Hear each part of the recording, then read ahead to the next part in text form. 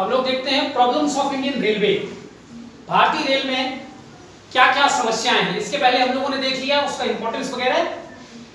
पहली जो सबसे महत्वपूर्ण परेशानी है भारतीय रेल की वो है सुरक्षा, सेफ्टी।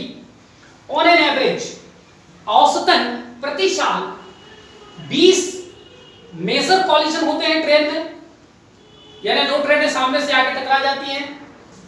350 डिरेलमेंट होता है, यानी रेल अपनी पटरियों से जो है वो उतर जाती है। एवरेज 110 मृत्यु होती है। इसके अलावा स्टिल 95% जो क्रॉसिंग है रेलवे की वो अभी मेड है, ऑटोमेटिक के टेक्नोलॉजी से चलने वाली नहीं है। ओवरगेज ट्रैक्स जो है में लगभग लगातार काम चलते रहते हैं, ठीक है। तो उसकी जो टीयर एंड बियर है रेल की, इसके अलावा उसमें जो है हमारे पास उसकी जो पटरियां हैं वो कम है और नंबर ऑफ रेल जो है वो ज्यादा है। डिस्ट्रेस ब्रिजेस एंड टनल्स, यानी हमारे कुछ जो रेल के ब्रिजेस हैं और टनल्स हैं वो 100 साल से ऊपर के हो चुके हैं, उनकी लाइफ जो है वो कंप्लीट हो चुकी है, still they are existing, still they are in function. तो इसके कारण यहां पर दुर्घटनाओं की समस्याएं ज्यादा हो जाती हैं।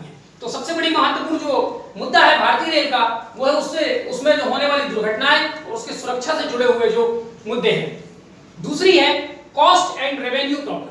हम लोग जानते हैं भारतीय रेल को ऑपरेट करने में बहुत ज्यादा कैपिटल इन्वेस्टमेंट की जरूरत होती है।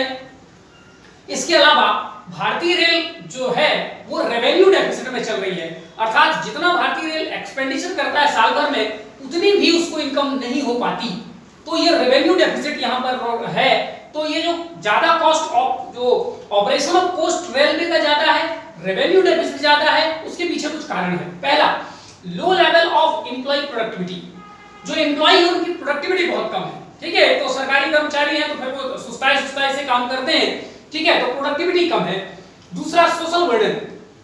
अभी हमने बताया कि भारतीय रेलवे का एक काम जो पब्लिक वेलफेयर है, सामाजिक कुछ रिस्पांसिबिलिटी है उसको वो फुलफिल करना होता है। तो सोशल बर्डन के में दबे हुए रेलवे का एक कॉमर्शियल आउटलुक बाहर नहीं आ पाता और उसको घाटा हो जाता है। तीसरा, लेट रनिंग। बहुत सारे हमारे कारण हैं, लेट रनिंग के पीछे भी बहुत सारे कारण हैं, ठीक है, लेकिन उनमें से एक बहुत बड़ा कारण जो है तो एक टाइम पे अपना जो है वो नहीं होना, छूटना नहीं, फिर जो है चेन पुलिंग वगैरह की जाती है, ठीक है। तो ये लेट रनिंग भी एक बहुत बड़ा कारण है। चेन पुलिंग उसका एक कारण है। WT विदाउट टिकट जो है ज्यादातर वो होती है। रेलवे के जो रेलवे में जो पंखे वगैरह लगे होते हैं या रेलवे में जो AC क्लास वगैरह में आपको जो कपड़े वगैरह देते हैं उनकी चोरी काफी मात्रा में, रेलवे की जो इक्विपमेंट्स वगैरह होते हैं उनकी चोरी होती है। क्लीनिनेस, सफाई भी एक बहुत बड़ा मुद्दा है। इन सब कारणों से रेलवे का ऑपरेशन ऑफ कॉस्ट और रेलवे की जो डेफिसिट है रेवेन्यू की वो प्रॉब्लम बनी हुई है। तीसरी बात, सब्सिडाइज्ड पैसेंजर टैरिफ। बहुत ज्यादा पैसेंजर को हम लोग सब्सिडी देते हैं, जिसके कारण रेलवे को अपनी भरपाई करने के लिए मालगाड़ी में का रेट बढ़ाना पड़ता है, माल ढुलाई का रेट बढ़ाना पड़ता है। और जब माल ढुलाई का रेट बढ़ाया जाता है तो उससे अगर ढुलाई वस्तुओं की, कच्चे पदार्थों की महंगी हो जाएगी तो फिनिश गुड्स जो है वो पहले से महंगा बिकेगा और इस प्रकार से बाजार में इन्फ्लेशन आ जाएगा। चौथी बात, डिक्लाइनिंग पैसेंजर इन अपर क्लास। अपर क्लास में धीरे धीरे लोगों का रुझान रेलवे में कम होता जा रहा है। उसके पीछे दो कारण हैं। पहला, अब लोगों के पास खुद के अपने प्राइवेट साधन हो चुके हैं। दूसरा, रोडवेज में और जो बसें चलती हैं उनमें काफी इंप्रूवमेंट हुआ है। तीसरा, एयरवेज काफी सस्ते हुए हैं। इन तमाम कारणों से अब रेल में लोग अपर क्लास में जो लोग पैसेंजर जो ट्रेवल करते थे उनकी संख्या में दिन ब दिन कमी आ रही है। एक आंकड़ा यहाँ पर है, AC पैसेंजर, AC क्लास में जो हमारे सवारी होते हैं रेल के, वो 1.3% of total passenger, Indian railway में टोटल पैसेंजर जितने आते जाते हैं उसका 1.3% ही जो अपर क्लास में होते हैं। लेकिन उनसे रेलवे को जो रेवेन्यू प्राप्त होती है वो इंडियन रेलवे को पैसेंजर से जितनी रेवेन्यू प्राप्त होती है उसकी 1/3 रेवेन्यू प्राप्त होती है, ठीक है। तो ये अपर क्लास का इंडियन रेलवे के पैसेंजर रेवेन्यू में बहुत बड़ा कंट्रीब्यूशन है। और अगर उन्हीं की संख्या लगातार कम होती जा रही है, इसका मतलब कि इंडियन रेलवे का जो टोटल रेवेन्यू है वो कम हो रहा है। पांचवी बात है, high share of roads in passenger and freight both. अभी भी भारत में एक समस्या ये है रेलवे के लिए कि भारत में रोड का बहुत बड़ा कंट्रीब्यूशन है पैसेंजर में भी और फ्रेट में भी। इसके अलावा फर्दर डेवलपमेंट, नए नए हाईवेज, एक्सप्रेसवे, रोडवेज ये सब बन रहे हैं, जिसके कारण रोड का शेयर धीरे धीरे और ज्यादा बढ़ते जा रहा है और रेल का शेयर धीरे धीरे कम होते जा रहा है। फ्रेट, रेलवे को जो आमदनी होती है उसकी 2/3 आमदनी उसको माल से होती है, माल की ढुलाई से होती है, और इस माल में भी सबसे बड़ा कंट्रीब्यूशन कोयले का ढुलाई है। यहां तक बात समझ में आ गई? ये आंकड़े हम लोग पहले पढ़ चुके हैं। अब देखिए, as share of revenue renewable energy is increasing, Bharat में हम लोगों ने ये कल्पना किया है कि आने वाले दिनों में हम लोग कोल से एनर्जी जनरेशन कम करेंगे, रिन्यूएबल एनर्जी का शेयर बढ़ाएंगे। तो अगर हम रिन्यूएबल एनर्जी का शेयर बढ़ाएंगे तो ऑब्वियसली सी बात है कि कोल का ट्रांसपोर्टेशन कम हो जाएगा, और जब कोल का ट्रांसपोर्टेशन कम हो जाएगा और इंडियन रेलवे के टोटल फ्रेट में 50% कंट्रीब्यूशन कोल का है, और जब उसी की ढुलाई कम हो जाएगी तो इंडियन रेलवे को फ्रेट से होने वाली आमदनी भी कम हो जाएगी। साथ ही बात regional air connectivity schemes like उड़ान, तो भारत सरकार ने पूरे देश का आम नागरिक इसके लेकर के अनेक योजनाएं बनाई है, और सस्ते कीमतों में अब लोग जो है वो एयरलाइन के माध्यम से ट्रैवल करते हैं। तो यदि अपर क्लास वाले जो लोग पहले रेल में जाते थे, अब वो एयरवेज के माध्यम से जाना प्रेफर करते हैं। इसके कारण भी इंडियन रेलवे में रेवेन्यू लॉस की जो परिस्थितियां हैं वो जनरेट हो रही है। लैक ऑफ फंड, भारतीय रेल को जो सफिशिएंट अमाउंट में फंड मिलना चाहिए उसके प्रॉपर डेवलपमेंट के लिए, वो नहीं मिल पाता। एक उदाहरण मैंने दिया है, चाइना को प्रति साल 9 से 10 लाख करोड़ रुपए रेलवे में इन्वेस्टमेंट किया जाता है, चाइना के द्वारा इतना फंड उसको दिया जाता है। इंडिया में केवल 40,000 करोड़ रुपए प्रति साल रेलवे को दिया जाता है फंड के रूप में, और उसमें से भी 70% के आसपास इस 40,000 का यानी लगभग 28,000 करोड़ रुपए बेच और सैलरी बांटने में चला जाता है। तो रेलवे के पास लेने के बचा क्या? कुछ नहीं, थोड़ा सा पैसा बचा, उसमें ट्रैक भी बिछाना है, रेलवे में रिसर्च एंड डेवलपमेंट भी करना है, इनोवेशन भी करना है, ब्रिजेस बनाने हैं, ठीक है। तो ये तमाम जिम्मेदारियां रेल के ऊपर है, इसलिए फंड की अवेलेबिलिटी रेलवे के लिए बहुत बड़ा चैलेंज है। नौवीं बात, Anfield vacancies in lower level, खास करके सी और डी कैटेगरी के जो रेलवे में वैकेंसीज फिल्ड अप होती हैं वो लंबे समय से पेंडिंग पड़ी हुई हैं, और जितनी क्षमता चाहिए जितनी संख्या में उससे कम रिक्रूटमेंट हो पाता है, तो अनफिल्ड वैकेंसीज बनी रह जाती हैं, और जब लोअर लेवल पे ही जो वर्क फोर्स कम होगा तो रेलवे की एफिशिएंसी पर उससे फर्क पड़ता है। 10वीं बात यह है, diverting from core issues and focusing more on populism. Indian railway के जो कोर इशू है, कोर इशू क्या है? इंडियन रेलवे के ऑपरेशन को स्मूथ करना, टाइम पे ट्रेन आए, टाइम पे ट्रेन जाए, रेलवे स्टेशन का प्लेटफॉर्म का क्लीनिनेस होना चाहिए, वेट लिस्ट जल्दी क्लियर होना चाहिए, पैसेंजर को सुविधाएं मिलनी चाहिए, ये तमाम कोर इश्यूज है इंडियन रेलवे। सुरक्षा, रेलवे में सेफ्टी होनी चाहिए, ये कोर इश्यूज है।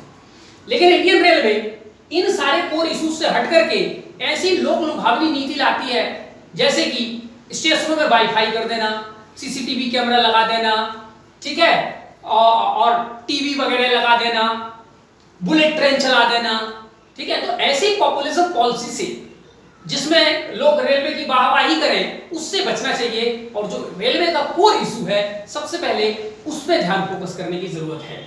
11वीं बात यह है, फिजियोग्राफिक बैरियर्स। इंडिया में या कोई किसी भी देश में फिजियोग्राफी की बहुत बड़ी बैरियर होती है। जैसे हम रेलवे लाइन बिछा रहे हैं, बीच में नदी आ गई, नाले आ गए, पहाड़ आ गए, पठार आ गए, ठीक है, मंदिर आ गए, मस्जिद आ गए, ये सब एक बहुत बड़े चैलेंजेस है इंडिया में, ठीक है। तो इन सब के कारण रेलवे का जितनी तेजी से विकास चाइना या दूसरे कंट्रीज में होता है, यहां पर नहीं होता है, ठीक है। तो ये फिजियोग्राफिक बैरियर्स के कारण भी, क्योंकि अब नदी आ गया तो उसमें ब्रिज बनाना पड़ेगा, और ब्रिज बनाना आसान काम नहीं है, उसमें इन्वेस्टमेंट भी ज्यादा लगेगा, ठीक है। पहाड़ी क्षेत्र है तो बड़े बड़े पहाड़ों को काट कर भी रेल बनाना है, रेल लाइन बिछानी है, ठीक है। फिर वहां लैंडस्लाइड ना हो तो उसके लिए भी रेलवे को कुछ प्रॉपर मेंटेनेंस करना पड़ता है। तो तमाम चैलेंजेस इंडियन रेलवे के सामने भरे पड़े हुए हैं, ठीक है। 12वीं बात है, पैसेंजर इनकन्वीनियंस। पैसेंजर ट्रेन में होते हैं तो उनको तरह तरह के कैटरिंग से रिलेटेड जो है या क्लीनिनेस से लेकर के तरह तरह के जो इनकन्वीनियंस होते हैं उनको भी भी पैसेंजर फ्रेंडली इंडियन रेलवे को बनाने की जरूरत है।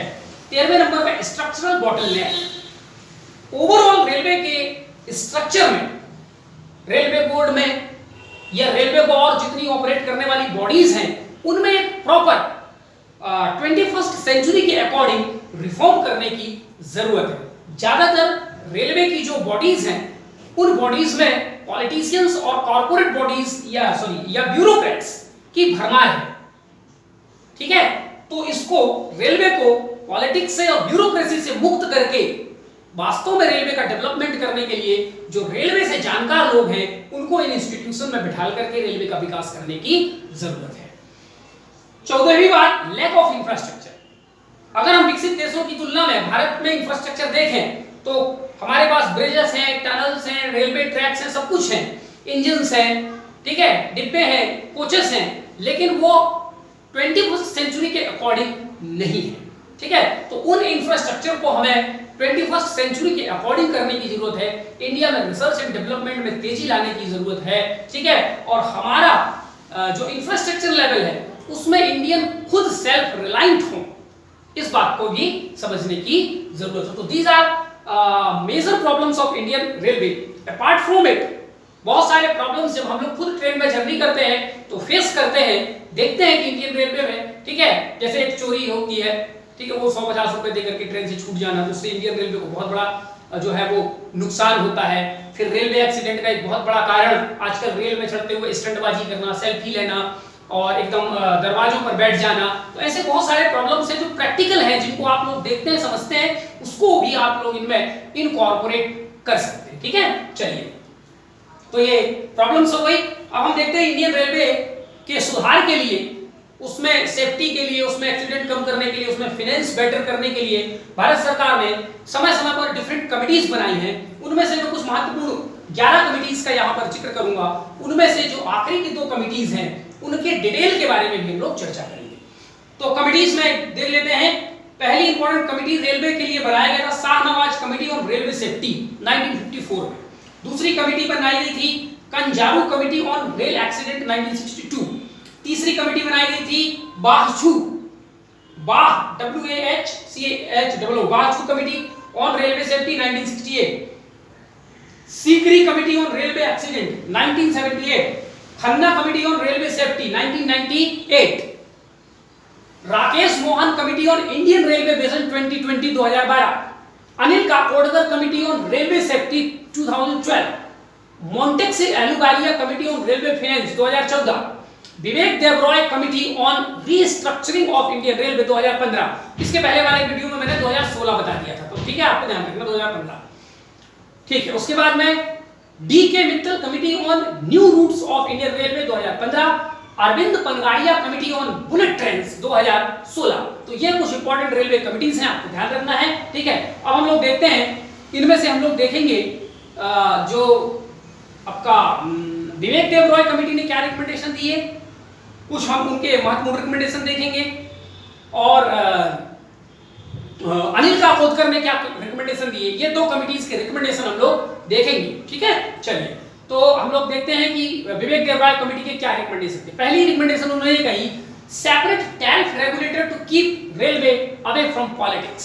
रेलवे में जो टैरिफ रेट वगैरह होते हैं, सब्सिडी वगैरह होते हैं, उसको राजनीतिक दृष्टि से उसका ताना बाना बुना जाता है।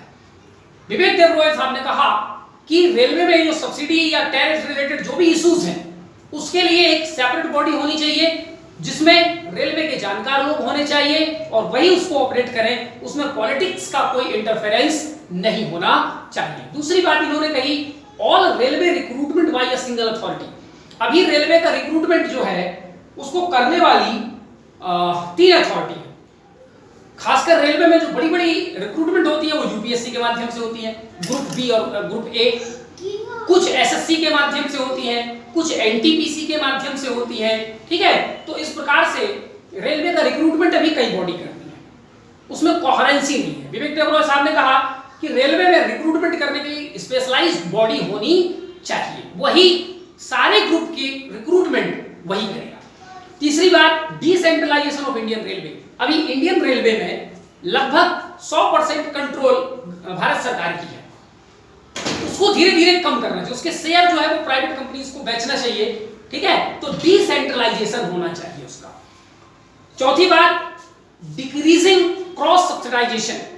क्रॉस सब्सिडाइजेशन का मतलब ये होता है कि इंडियन रेलवे में तरह तरह की सब्सिडी दी जाती है, डीजल में सब्सिडी, इलेक्ट्रिसिटी में सब्सिडी, फिर फेयर में सब्सिडी, फिर फ्रेट में सब्सिडी। इन सारे सब्सिडी को जो है क्रॉस सब्सिडी कहते हैं। इन सारी सब्सिडीज को इंटरलिंक करके इंडियन रेलवे को एक सब्सिडी दी जानी चाहिए, ठीक है। पांचवी बात, merger of railway budget with general budget. Rail budget को जनरल बजट के साथ मिला देना चाहिए, ऐसा इन्होंने कहा था। इस बात को भारत सरकार ने मान भी लिया। उसके क्या फायदे क्या नुकसान हमने इसके पहले वाले वीडियोस में देख लिए हैं। छठवीं बात, कॉमर्शियल अकाउंटिंग। अभी इंडियन रेलवे में ज्यादातर जो अकाउंटिंग है वो सोशल अकाउंटिंग होती है। सोशल अकाउंटिंग में यह देखा जाता है कि इंडियन रेलवे ने अपने सोशल ऑब्लिगेशन को कितने अच्छे ढंग से पूरा किया, कितना कॉमर्शियल बेनिफिट हमको हुआ, साल भर में हमने कितना रेलवे ट्रैक बिछाया, साल भर में हमने कितना इंफ्रास्ट्रक्चर डेवलपमेंट किया। इन बातों को ध्यान में न रखते हुए तो इन्होंने कहा कि कॉमर्शियल अकाउंटिंग होनी चाहिए, माने हमें यह देखना है कि हमारी इनकम कितनी हो रही है, हमने इंफ्रास्ट्रक्चर कितना डेवलपमेंट किया, यानी ग्रोथ रेलवे ने पूरे साल भर में कितना अचीवमेंट किया है, इस हिसाब से रेलवे में अकाउंटिंग होनी चाहिए। फोकस ऑन कोर एरियाज, ठीक है। तो इन्होंने कहा कि भाई जो इंडियन रेलवे है वो वाईफाई लगाने पे ज्यादा ध्यान दे रही है, अपना हॉस्पिटल्स बनाने में ध्यान दे रही है। इंडियन रेलवे के हॉस्पिटल्स होते हैं, इंडियन रेलवे के स्कूल्स होते हैं, इंडियन रेलवे स्पोर्ट्स कराती है। तो इंडियन रेलवे ये कोर एरियाज नहीं है, इंडियन रेलवे को अपने कोर एरियाज पे ध्यान देना चाहिए और ये राइट साइड के लिए कुछ अलग छोटी मोटी का बॉडी बना करके और उस पे जो है वो उनको फोकस करने की बात करनी चाहिए। साथ ही बात, प्राइवेट पार्टीज को अब एंट्री देनी चाहिए, ठीक है। तो अब हमने उस बात का भी पालन किया और प्राइवेट ट्रेन इंडिया में चलने शुरू हो गई। नौवीं बात इन्होंने कही कि railway regulatory authority of India, जिस प्रकार से भारत में पूरे टेलीकॉम सेक्टर को कंट्रोल करने के लिए telecom regulatory authority of India है, उसी प्रकार पूरे रेलवे को रेगुलेट करने के लिए एक बॉडी होनी चाहिए जिसका नाम होना चाहिए railway regulatory authority of India.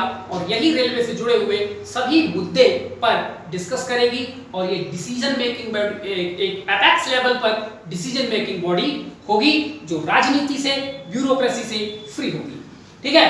10वीं बात, रेजिंग फाइनेंशियल एंड रिसोर्सेज। भारतीय रेलवे को ऐसे प्रयास करते रहने चाहिए जिससे उसका साल दर साल वित्त की मात्रा, फाइनेंस की मात्रा बढ़ती रहे, साल दर साल उसके रिसोर्स की मात्रा बढ़ती रहे। तो ये कुछ मेजर रिकमेंडेशन विवेक देबरॉय कमेटी की थी। इनमें से बहुत सारे रिकमेंडेशन भारत सरकार ने मान लिए हैं, बहुत सारे आगे जो पेंडिंग हैं वो सारे के सारे और भी जो है वो मान लिए जाएंगे।